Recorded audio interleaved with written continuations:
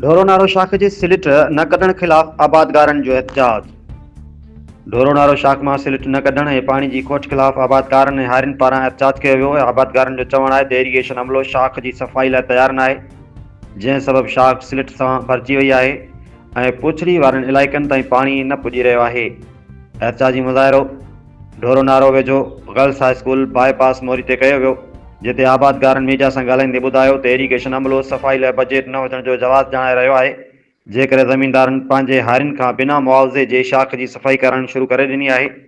ॿिए तरफ़ irrigation engineer फर्श सब डिवीज़न पारां जारी कयल लेटर में चयो वियो आहे त शदीद पाणी जी खोट सबबि रुॻो इंसानी ऐं जानवरनि लाइ महदूद पाणी फ़राहम कयो वेंदो, जॾहिं ज़रई ज़मीनुनि लाइ पाणी मौजूदु न आहे।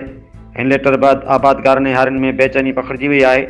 ज़मीनदारनि ऐं हारियुनि हुकूमत खां मुतालबो कयो आहे त फौरी तौरु ढोरो नारो शाख जी सफ़ाई कराई वञे ऐं ज़रई पाणी जी फ़राहमी खे यकीन बणायो वञे त जीअं हारियुनि ऐं ज़मीनदारनि जी परेशानी ख़तमु थी सघे। रिपोर्ट करे रहियो आहे डॉक्टर एम लाल वाघाणी, डिवीज़नल ब्यूरो चीफ।